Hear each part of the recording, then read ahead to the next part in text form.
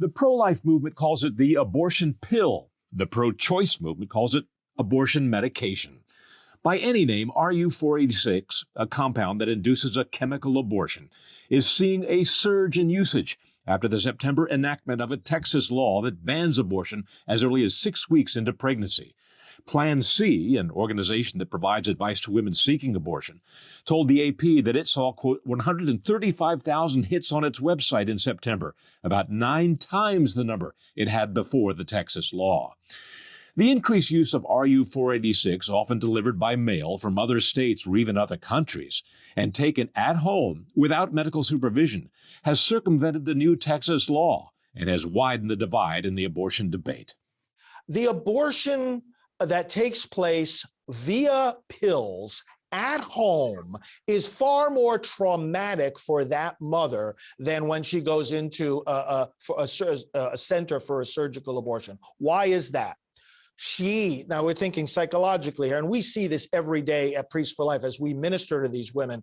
She becomes the abortionist. Her home becomes the abortion clinic, and she has to see things she's never seen before. The AP cites the case of a Texas woman who had a friend mail her RU486, quote, if people can have births at birthing centers or in their own homes, why shouldn't people be able to have abortions in their own homes, she said. The debate occurs just as the Supreme Court is slated to hear arguments in December in what could be a precedent-breaking case, Dobbs versus Jackson Women's Health Organization, which challenges the constitutionality of a 2018 Mississippi law banning abortion after 15 weeks of pregnancy.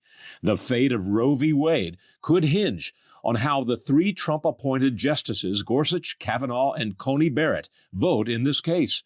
Each is known to respect both precedent and states' rights. Really, the pro-life side in this case now is arguing very much for states' rights. We've got the largest number of members of Congress ever on record in a brief calling for the reversal of Roe v. Wade, in one of the briefs in this case. We've got hundreds of state legislators that have signed on to a brief. And basically, what these state and federal legislators are saying is, let us legislate. The pending high court case also occurs amidst the most extreme switch in presidential stances on abortion in modern history, from pro-life Trump to pro-choice Biden. In a recent meeting, Pope Francis described Biden as a, quote, good Catholic. Abortion did not come up in that meeting, but the issue is front and center with U.S. Catholic bishops now considering whether to deny the president's eligibility for communion because of his abortion views that contradict Catholic teaching. If President Joe Biden showed up at your church, would you administer communion to him? No, I would not. And I would tell him ahead of time that he can't approach, and I would ask him not to. And if he did, I'd give him a blessing and very kindly refuse. That is symbolic of the divide which exists in the Catholic Church itself. Ahead of his meeting with Biden, Pope Francis criticized the U.S. Conference of Catholic Bishops. Communion is not a prize for the perfect, he said. He called for them to observe compassion and tenderness. The question for U.S. bishops is whether they can tenderly and compassionately say no to communion for Catholics, including President Biden, who are pro-choice. Doug McKelway for the Washington Examiner.